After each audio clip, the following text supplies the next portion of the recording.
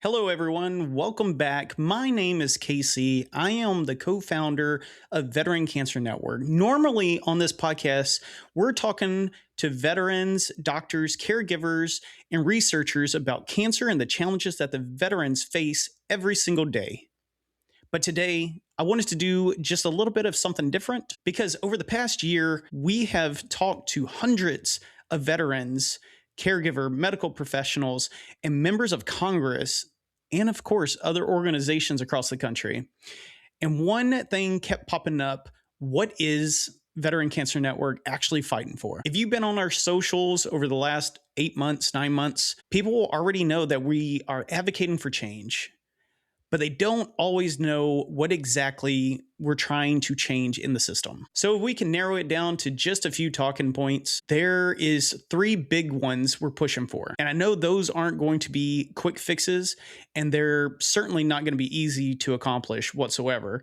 But I truly believe that if we can accomplish this, if we can make progress on it, if we can fix these three areas, we can improve healthcare for veterans and potentially save so many more lives than I'm sure we are even imagining. So let's jump straight into it. The first thing we are truly pushing for is earlier cancer screening for military members and veterans. We know that military service can start as young as 16 for National Guard, but for the majority, it's 18 to 22-year-olds are joining the military service. And for many of us, that's where our exposures begin. Burn pits, jet fuel, diesel exhaust, toxic spray from fire extinguishers, radiation, industrial chemicals, the list truly goes on, and we do not know the extent of it. Yet most cancer screening conversations don't even start until way later in life, well after military service. The average age that screening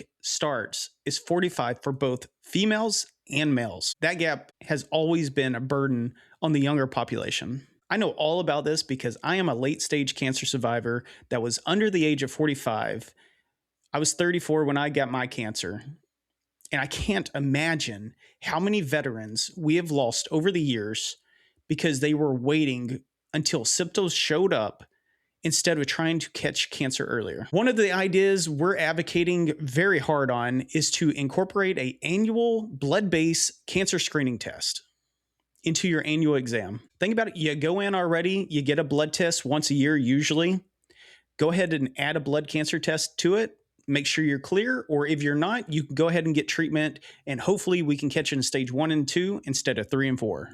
Trust me, it costs a lot less, and it's a lot less of a headache to catch it in the earlier stages than late stage. To me, this sounds like a common sense issue. You get tested earlier, you find cancer earlier, you treat it earlier. People live a lot longer because of it.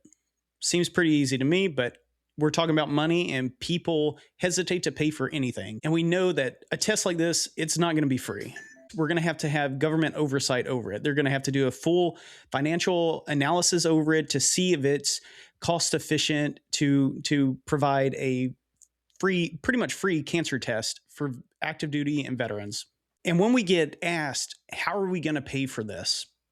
By government officials, because we were on Capitol Hill 2 weeks ago, and we had 17 appointments, one being at the White House. We talked about this issue, and that question came up. How are you going to pay for this early cancer test? And I give them my own personal example. I had late-stage testicular cancer that metastasized to my kidney area, causing stage 1 kidney failure. They removed the affected testicle, and then I had to do 3 rounds of chemotherapy. Just 3 rounds, which was only about 3 months roughly, give or take.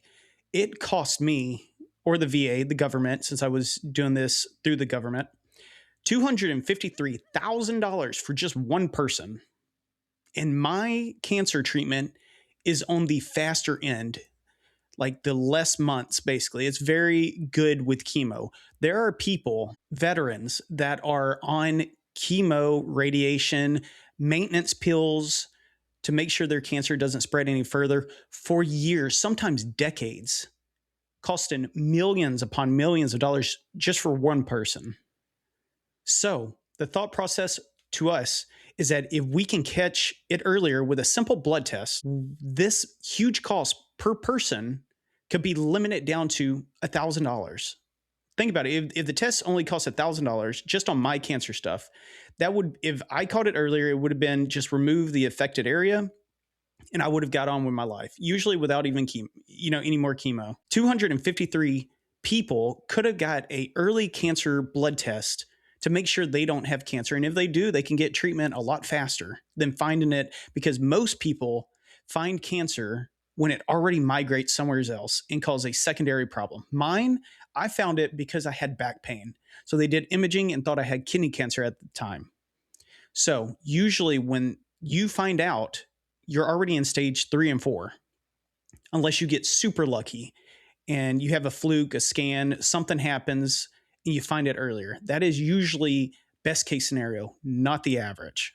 Catch it earlier, treat it earlier, better outcomes. Sounds pretty common sense to me. Let me know, in the comments or message us. I'll be happy to talk further into this talking point. And the second thing we're really pushing for, something that we believe could be a very, very easy fix, and we can implement it as soon as, people start hearing about it, is we believe that every healthcare organizations in America should ask one simple question. Have you ever served in the military? Notice I didn't say, are you a veteran? And there's good reason behind that. Because over the last year, we've talked to hundreds of men and women who have served, and we have, been very surprised how many do not consider themselves veterans. Maybe some of the reasonings is they never deployed, or maybe they only served 4 years and got out. Maybe they were National Guards or reservists. Maybe they just don't receive medical through the VA. Whatever reason, veterans don't always identify that they are veterans because of the word veteran. But when you ask, have you ever served in the military? The answer becomes very clear, and people are very proud to have served. Now close your eyes and imagine every doctor office you ever walk into, every clinic you visit, every hospital, every dentist, every eye doctor, every specialist, every civilian healthcare system asking you the same question at check-in. Have you ever served in the military? We suddenly identify every veteran throughout the whole healthcare system, not just inside the VA. But you may ask, Casey, why does that even matter? Why do I care about asking that question? And it's because if we don't know who served, we don't understand what their health problems are and what's truly affecting our community. Right now, we're trying to answer some of the biggest healthcare questions while we're still missing a huge piece of the puzzle. If we can consistently identify service members where they are at, whatever town they're at, whatever state they're at, whatever location they're at, throughout the whole healthcare system, we can start tracking trends, study diseases, understanding exposure risk, and make better decisions based on the complete information instead of incorrect data that is being produced by the VA itself. Because the VA only accounts for around 46 to 50% of the whole population that utilizes the VA. So when people are doing case studies, they have to request information, and the majority of the case studies are only done through the VA, which is, again, only around 46 to 50% of the veteran population. So we're only seeing half the data. We want to see the whole 100% data, or as close as we can to 100%. And with that, some of the biggest changes that anyone can make starts with a simple question. Have you ever served? And the third thing we're really pushing for is better communication across the healthcare system. Right now, the healthcare is incredibly fragmented.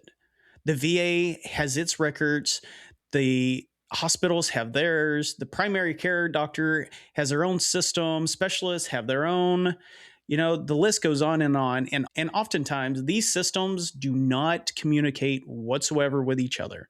I'm sure if you're a veteran listening to this, did you know that the VA healthcare system does not talk to the VA benefit system? And that's why sometimes when they request documents for a VA claim, it takes at least 30 days because they have to do their own Freedom of Information Act just to get your medical record. So even their own systems don't talk to each other. Only about half of American veterans receive healthcare through the VA. That means millions of veterans are getting healthcare elsewhere. If we're only looking at the VA's data, we're only seeing half of the picture, half of the problem. How can we understand the health of the veteran population if we're missing about half of the information? Imagine trying to solve like a puzzle or something and you're missing half the pieces. It's not possible. You might get half the picture, you might never see the whole thing. It's a whole thing. So that's why we believe that the healthcare organizations need to start working together more efficiently, not only on the research side, but also with veterans sitting right in front of the doctor, right in front of the nurse, in front of anyone in the healthcare field. We need them to start identifying veterans and start looking at the problems. And that's where we think AI could be very useful in this aspect. Not every aspect AI is useful for, in my opinion, but to be able to consistently over the years track a service member's or veterans' records to see if there's any kind of fluctuation in their healthcare and hopefully pinpoint a spike in elevation with heart problems, sleep problems, iron, kidney problems, cancer, anything. We think AI should be implemented and used in this function. We're not talking about benefits. We're not talking about claims. We're not talking about anything but using AI to help track problematic areas and flag it so the doctors or healthcare professionals can look deeper into just that subject. So we're not asking, for AI to like replace people or to take the heavy loads, but I do think that if we can get it protocols put in place and barriers up that it only looks for certain markers that are year over year, let's say annual blood test, year over year, something's going off, then we can address it a lot sooner. Even if it's not cancer, if it's something else, that's great too. We want to catch anything that's, becomes elevated and could be a risk.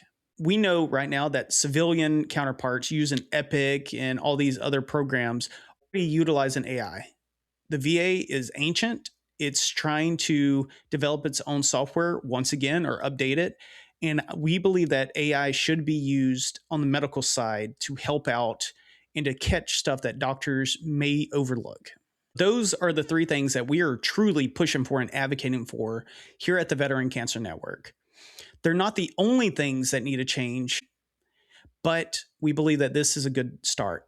And if you ask me, these are the three most important things that we can accomplish now. Find cancer earlier, no brainer. Identifying veterans where they're at. Have you ever served? Ask that question in all healthcare systems. And build a healthcare system that communicates with all the other healthcare systems, using technologies to catch problems before they become life-threatening diagnoses. We know that none of these ideas are truly just going to happen at a snap of a finger or overnight. Some of them are going to take many years to accomplish because we need research, collaboration, conversations with doctors, researchers, lawmakers, and healthcare leaders. And that's okay because we're not going to stop talking about it. And real changes rarely happen overnight. But if nobody starts the conversation, no one is ever going to change or care about it. So that's what we're doing here. Ashton and I started the Veteran Cancer Network. We did not have any of these answers, but we did have lived experience. I lived through it. Ashton lived through it as a caregiver. And we know the system has a lot of missed opportunities. And we know there has to be a better way to move forward with this. Every veteran we've met, every caregiver we've talked to, every doctor who have sat down and shared their perspective with us, and the family that has trusted us to tell their story has only reinforced why this mission matters so much. But at the end of the day, what we're really doing is trying to change policies, protocols, implementing new stuff such as a early cancer detection blood test. We're not here to really point fingers at any particular organization. We know that everyone messes up. Every organization's not perfect, but we can advocate for bigger and better changes to our healthcare system. And it's always about asking simple questions. How can we do better for the men and women that served our country? If we can find cancer earlier, if we can identify veterans in the healthcare system, and if we can bring healthcare systems together to start talking to each other, I believe we can truly save lives. I truly believe it. So maybe you agree with me for all three ideas. Maybe you only agree with one or two, or maybe you have a completely different idea we haven't even thought about. And if you do, of any of those, please reach out to us. Tell us, inform us. Maybe that's something we should add to the list, or maybe it's just another approach we can take. And with that, I thank you so much for being here with me today and listening to what we have to say and what we're fighting for. And I truly hope that we can rally the troops and get this accomplished sooner than later. And with that, have a great day, and we'll catch you on the next one.